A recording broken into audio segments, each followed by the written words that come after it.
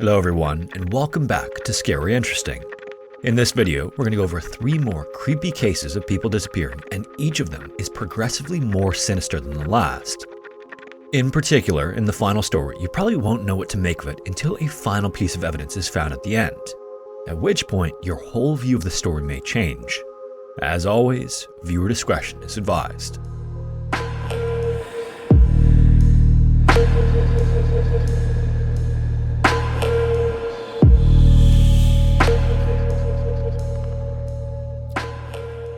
In the year 1850, out of every 1,000 babies born in the US, nearly 400 passed away before they reached 1 year of age. To put that in perspective, the rate in 2020 was just 7 deaths per 1,000. And this didn't mean the pain of losing a child was any less back then. Parents would feel the loss every time, maybe even more acutely, because the pain that we're hardwired to feel when we lose a kid was made worse by the fear that you might never raise a family. Thankfully, the rate declined steeply after 1850 as public health improved, and by 1933, when Snowdrop Bilehurst gave birth to her youngest son Alfred, it had dropped to roughly 58 deaths per 1,000. But even still, this fear that a child could be lost in its first year was still in living memory, and so the habit of having many children continued well into the 20th century. The Bilehursts were one of those families. By 1933, Snowdrop and her husband William had 3 sons and 8 daughters that we know of, and possibly more. Thankfully, by then, medicine had come a long way, so they all survived their first year. At the same time, that doesn't mean that there weren't other forces at work that could take a child from them. And just before Independence Day of 1938, the family of 13 would become 12. By 1939, all but 4 of their kids were adults, but even so, the family liked to get together for special occasions. Finding somewhere to accommodate them all was difficult because there were just so many of them, so camping was one way they could all spend time together. For Independence Day 1938, they decided to meet at a camping spot in the Rocky Mountains National Park in Colorado. One of the things William liked to do out there was to go fishing, and quite a few of his kids liked to fish as well, so they planned to set up camp on the evening of July 2nd, about a quarter-mile south of the Long Lake Trailhead. This was a great spot because it was only half a mile from where the Roaring and Fall rivers meet. It was pretty rugged, but great for fishing, with water slowed into deep pools by beaver dams. Then at 8 a.m. on July 3rd, they set off up the river, and William, Snowdrop, and all 11 children walked in a long line, not unlike the kinds of lines school kids are led in during field trips, and somewhere in that line was 4-year-old Alfred. Somewhere along that walk, it took one moment, one single second, when everyone happened to be looking away, for Alfred to completely disappear. When it was realized he was gone, the family immediately started searching, and initially they believed he couldn't have gone far in such a short time, especially given his age. But it didn't take long before they realized he was somehow nowhere close by. And because of how thoroughly he seemed to have disappeared in such a short time, Snowdrop started to fear the worst. Like, what if a bear had taken him and dragged him away, or what if he'd fallen in the river and been swept downstream? Some of the family then quickly returned to the campsite and headed into town to get help. Afterward, rescue services acted as quickly as they could, and hundreds of Colorado Civilian Conservation Corps members began to sweep the area, searching through the forest near where Alfred was last seen. The next day, police brought in bloodhounds, and they picked up Alfred's scent right away and led the rescue team up the bank of the Roaring River for 1.5 miles. Eventually, they reached a junction where the Long Lake Trail meets the Ypsilon Peak Trail, but then they lost the scent. This seemed to indicate that Alfred hadn't fallen into the river, at least not at first, and there was no sign of a bear attack either. However, given how close they were to the river and the lack of success finding him, the parents were convinced that Alfred had wandered off and fallen into the river. So the next step was to check the waters for Alfred's body. On July 5th, rescue workers built a dam to move the Fall River. They also diverted the Roaring River so they could search the riverbed for him. Then on July 6th, members of the search team began blowing up beaver dams to drop the levels of the ponds and see if Alfred appeared as the water flowed out. They even searched the ponds by boat, hoping to find some trace in the water. After several days of this, the rescue team was fairly sure that Alfred had fallen in the water, but William had started to believe that Alfred might have been kidnapped instead. The rescue team sort of dismissed this idea as a father hoping his son was still alive, but then the following day, William was given 2 good reasons to support this idea. Supposedly, Alfred was seen twice on July 8th. The first sighting was by a woman and her husband while driving just beyond the northeastern corner of Colorado. According to the couple, Alfred was walking up a highway with a man. And even though the authorities were pretty sure he'd fallen in the river, they followed up the lead anyway, but unfortunately it didn't go anywhere. That same day, another man was sure he'd seen Alfred just 6 miles west of where he disappeared. He and his wife had been hiking up Old Fall Road, which goes deep into the Rocky Mountains. At about 1 p.m., they stopped to rest and supposedly saw a small child high up Mount Chaplin at an outcrop called Devil's Nest. The search team then expanded the search out that way, but they concluded that there was just no way Alfred or any other young child could have climbed Devil's Nest.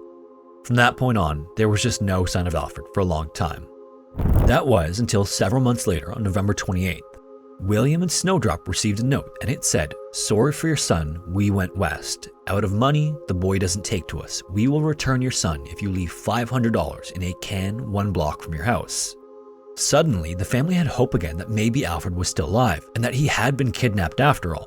William then called the police, and they began an investigation, but tragically, by November 30th, the police had tracked down 2 suspects and discovered that the ransom note had been a cruel hoax. Years later, William still held out hope that Alfred was still alive, but unfortunately, Alfred was never seen again. If this next story sounds familiar, it's because it is the other half of a missing persons case that was briefly mentioned in the previous part of the Disappearances series. This is because it shares a crucial but haunting piece of evidence. On September 20th, 1988, Tara Calico was walking around her house going through her morning routine. Then, after getting ready, as she did almost every morning, Tara started her day with a 36-mile bike ride. Surprisingly, the 19-year-old sophomore at the University of New Mexico didn't actually take cycling all that seriously and more just enjoyed the solitude and exercise. When she had her Walkman loaded up with a cassette tape from one of her favorite bands, Boston, Tara went into the garage at her parents' home in Belen, New Mexico and grabbed a 10-speed neon pink mountain bike with yellow brake cables. A few days earlier, Tara's own bicycle popped a tire and hadn't been fully fixed yet. The pink bike actually belonged to her mother, Patty, and Tara was grateful to have permission to borrow it, but she was looking forward to getting her own bike back. Then, before she left, Tara told her mother that if she wasn't home by noon to come looking for her. It was the first time she had ever made that kind of request, but it was one that made sense. The flat tire a few days prior made Tara a little nervous. The city of Belen is located about an hour south of Albuquerque and sits almost at the geographic center of the state. It's the second most populated city in Valencia County with about 6,500 people in the late 1980s, but the majority of that population is concentrated within its roughly 5 square mile city limits. Once outside those borders, you don't have to go far to find desolate, untouched desert land. Tara's daily bike route took her south on Highway 47 to where it meets Highway 60, where she'd turn around and head home. It was roughly 18 miles each way, and in the 1980s, pretty much all that lived out there were a couple of ranchers, cacti, and desert wildlife. At around 9:30 that morning, Tara put her headphones on, pressed play, and took off. It usually took her about 2.5 hours to complete the ride, so when noon came and went, Patty got in her car and headed for Highway 47, just like Tara asked. Tara never deviated from that route, so if she was stranded somewhere, Patty would come across her eventually. But then when she made it to the intersection with Highway 60 without finding Tara, panic started to rise in her. A bright pink bike should have been easy to spot against the desert, but there was no sign of her. Later that afternoon as well, Tara had a tennis date planned with her boyfriend, but that time came and went without Tara too. So, afraid and out of options, Patty picked up the phone around 3 o'clock and reported Tara missing. In a rare desert rain that evening, authorities combed every mile of Highway 47 and checked other areas in and around the city, but Tara seemed to have disappeared without a trace. As police continued to investigate and locate witnesses, they learned that several people drove past Tara and didn't notice anything concerning about her. She just seemed to be a young woman taking a bike ride, but as witnesses came forward, police learned that she was last seen on Highway 47 around 11:45 a.m. Where she was seen was about 150 yards from what was then the Rio Communities Golf Course. The time and location also lined up with where Tara was expected to be, but there was a space of about 15-20 minutes when no one reported seeing her, and apparently the last witnesses to see her did say they saw her being followed by a light-colored 1950s Ford truck with a camper shell. The truck apparently also had New Mexico plates, but unfortunately no one got the number. In subsequent searches of Highway 47, police found a cassette tape and a piece of plastic that had broken off from a Walkman that Patty identified as belonging to Tara. This was the only physical evidence police had to work with, yet its connection to her disappearance was ruled out, and from that day forward, Tara was just gone. The investigation went on for almost a year from when Tara was last seen, when one day her stepfather John received a phone call from a friend who asked if he'd seen the Polaroid photo yet. More than 1,500 miles away, a photo was found in the parking lot of a Florida convenience store. This now infamous photo shows 2 people, a woman and a young boy. They are lying in what looks to be the back of a windowless van. Their hands aren't visible, but it appears that they were bound behind their backs. Across each of their mouths is a thick strip of tape, and their eyes communicate a mix of terror and disdain. The woman in the image appears to be around 20 years old, and she has brown hair that looks like it was tied back in a ponytail. The moment John and Patty saw this picture, they knew it was their daughter. This photo had actually been found a month before it hit the news, and when Florida police had no luck tracking anything down about it, they released it to the media to solicit help from the public. Soon, it reached well beyond Florida and was being shown in every local and national news station in the country. John's friend was watching a show when he saw the photo, and he immediately picked up the phone. Afterward, John and Patty were adamant that police needed to go to Florida, but their pleas didn't really go anywhere, and police only went as far as to say they were in contact with Florida police about the case. However, as chilling as the photo was to see, there was a part of Patty that felt some relief. If that was Tara in the picture, and Patty believed with all her heart that it meant that she was alive. That hope was all she needed to remain convinced that Tara would be back home someday. Tragically, months passed and then years, and Tara still wasn't back with the family. John and Patty relocated to Florida in 2003, which was not a move connected to the Polaroid, but instead a change of scenery they needed. In their house, they devoted a bedroom to Tara and moved in all of her belongings from 1988 in New Mexico. Then every birthday and Christmas, John and Patty would also wrap gifts for her and put them in the room so that when she was found, she could celebrate all the holidays she missed. That's how strongly they believed in her return. Even more tragically, Patty passed away in 2006 after several strokes, something her family says was brought on by the stress of Tara's disappearance. In addition, every time police found the body of an unknown victim, they'd send Patty the often grisly photos to see if she could identify Tara, and it took a significant emotional and physical toll on her. Patty also lost her ability to speak in her later years, so she carried a pad and pen everywhere. Often, John would be driving with her, and she'd perk up when she saw a woman walking or riding a bike down the street. Then she'd pull out her pad and write down Tara's name, but John had to let her down every time she thought she saw Tara. Here is where things start to get interesting and confusing. 2 years after Patty's death on September 20th, 2008, the Valencia County News Bulletin ran a story marking the 20th anniversary of Tara's disappearance. Quoted in the article was a former Valencia County sheriff saying he knew exactly what happened to Tara and who did it. His theory was that local teenagers in a truck accidentally hit and killed Tara, and that parents of those teenagers were involved in Tara's burial in the desert as a cover-up to prevent the truth from being discovered. This was a theory that seemed to make a lot of sense and was in line with rumors floating around the county. In addition, the rumor was that the son of a Valencia County official was one of the teenagers involved, and that's why there'd been such difficulty in solving the case, but the sheriff didn't comment on that part of the rumor. However, without a body to examine, there wasn't anything concrete to go on to definitively conclude the case. Another 8 years later, in 2016, another Valencia County lieutenant took over the case and pored over the notes and reports in the case file. After so many years, separating credible leads from unlikely rumors was a challenge, and in fact, even the many thousands of man-hours spent trying to bring the case to a conclusion produced no physical evidence. So instead, the investigators once again took to the streets to come up with any leads. Then, during the summer of 2023, almost 35 years after Tara's disappearance, the Valencia County Sheriff held a press conference to announce that significant progress had been made in the joint investigation with the FBI. Apparently, after all those years, the case was completed and submitted to the district attorney's office for review. If prosecutors find that the case is strong enough, they'll file formal charges and then make arrests. Unfortunately though, as is often the case with these disappearances, that is where the story ends, at least for now. The recent statements made by the Sheriff's Department seem promising, but as of early 2024, nothing further has been released. It might turn out that it was nothing after all, or it might finally solve the mystery of Tara Calico and whether or not it is actually her in the Polaroid. William Patterson, also known as Pat, was a man with a sharp tongue and a quick wit.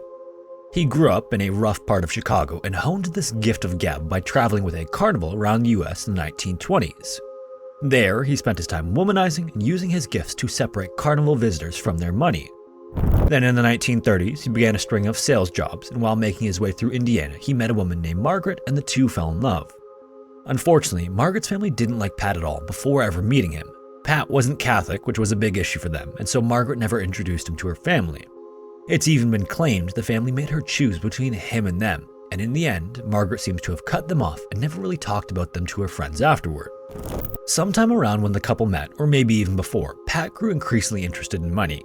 He'd never had it as a kid, so it became an overriding focus as he got older. After bouncing around a few jobs, he became a salesman for a camera company, and while doing that, discovered that he had a talent for photography. Then, sometime around 1940, Pat and Margaret moved to El Paso, and there, Pat met a local moneylender and talked him into giving him an unsecured loan to set up a company. Usually, you'd need something to offer as collateral, but Pat's silver tongue convinced the lender that his business idea was a good one. And in this case, he was right. By 1950, Patterson's photo supply company was booming. Already by 1956, it had a turnover of $350,000 a year, which is over $4 million today's value. During this period of time, Pat and Margaret enjoyed that money. They wore nice clothes, drove sports cars, and bought expensive watches. Pat, who dragged himself up from the Chicago slums, wanted everyone to know how well he was doing. He eventually even developed a reputation for bragging, and what made his vanity more infuriating was that he did have better cars and nicer clothes than most people. In addition to this new abrasive behavior, Pat's old habits didn't fully disappear either. For example, in February 1956, while on a trip to Juarez, Mexico, Pat got into trouble after ordering a drink for a girl he was with. Reports at the time say it was a girl who worked there, but later reports say the girl wasn't a staff member at all, but Pat's 20-year-old mistress. Whoever she was, Pat apparently lost his temper and began yelling at a waiter when he said he wouldn't serve them. 2 bouncers then came over and politely asked him to quiet down, but that only made him worse. In the end, he got himself beaten up fairly badly and thrown out of the club. All of this is to say that despite the success of the business and his good fortune, Pat could certainly rub people the wrong way. About a year later, on Monday, March 4th, 1957, Pat was working on a boat in the garage of his home with his friend and fellow business owner Cecil Ward. Cecil owned a high-end car garage where Pat had his car serviced, and they got to know each other quite well. That day, Pat invited Cecil and his wife over for dinner, and afterward, Pat asked Cecil to help him put a glass covering on his boat while Cecil's wife and Margaret chatted in the living room. That evening while they were there, neither Pat nor Margaret mentioned anything about going anywhere. Mostly, Pat just went on about what he wanted to do with the boat to get it working right and the trips he wanted to take with it later that year. Then, at the end of the night, Cecil was invited back the next night to help finish the job, but he couldn't because he already had other plans.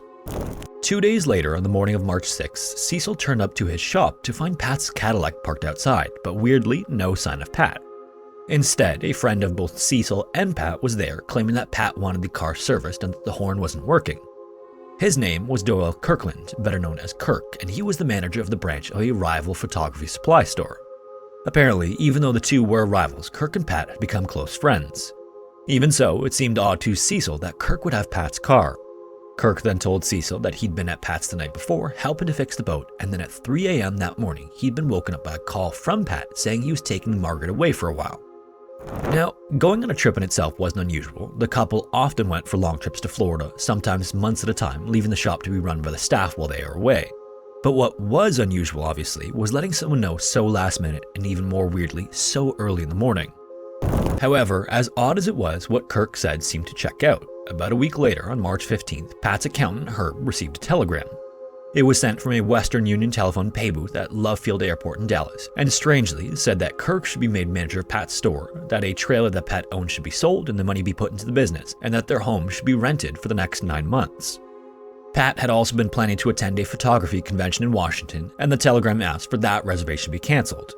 The telegram then ended with, quote, "Handle all this as quietly as possible, important, sure you will understand, Pat," end quote. This telegram was the last communication anyone ever had with Pat or Margaret. About a month later, the son of Pat and Margaret's next-door neighbor came running in to tell his mom that their cat Tommy had somehow made its way back home. No one knew how long he'd been in the area, but he was thin and more nervous than the neighbor remembered. Weirdly, Margaret always left Tommy at an animal hospital to be looked after whenever they went away. To the people who knew Margaret, this seemed off. Many people thought she would never leave Tommy to fend for himself. She was said to have loved him so much that she even fed him caviar. And this supposed oversight wasn't the only inconsistency to crop up in the time after the couple left. Apparently, they had also left expensive clothes at the cleaners, all their utilities were still connected, and the mail wasn't redirected until April 27th, over a month later. And even then, the mail was redirected to Pat's store, not wherever the couple had gone. Pat's father, who also lived close by, hadn't heard anything either, but interestingly, he wasn't surprised. He even said at a later inquiry that he knew the couple would disappear one day. When Pat was young, he'd done something similar when he left Chicago to join the carnival.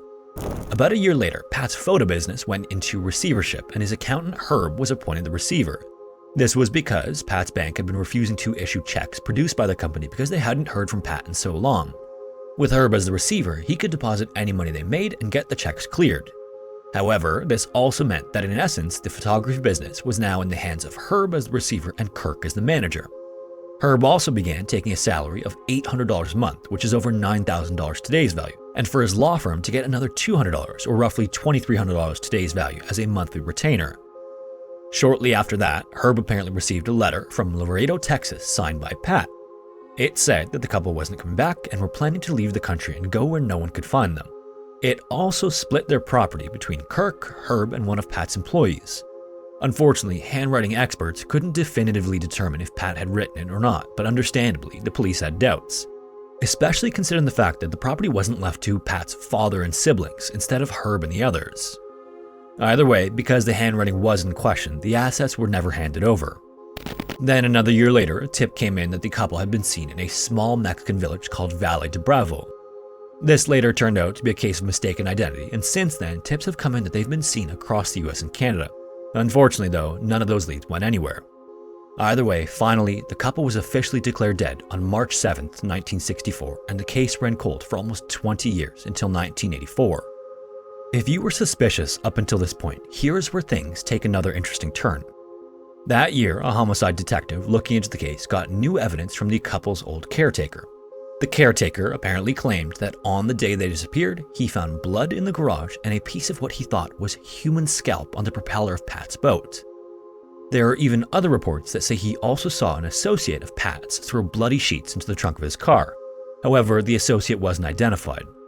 Apparently, the reason the caretaker hadn't come forward earlier was that he was an undocumented immigrant in 1957 and was worried he'd be deported if he said anything. Sadly, and for reasons that aren't entirely clear, this lead never went any further. Kirk apparently left the area in 1960 and passed management of the photo shop to another employee, and after that, the police lost track of him. So, that leaves two possibilities for what happened to the Pattersons. They either really did leave the area and the telegram and letter were legitimate, or someone wanted everyone else to believe they had left the area.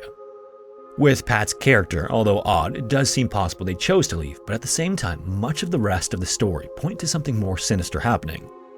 It seems highly unlikely that their former caretaker would fabricate something so specific so many years later. So, I'm curious to hear what all of you think. Let me know down in the comments what you think happened to the Pattersons and the people in each of the other stories. Also, if you have a story suggestion of your own, feel free to submit it to the forum found in the description, and hopefully I will see you in the next one.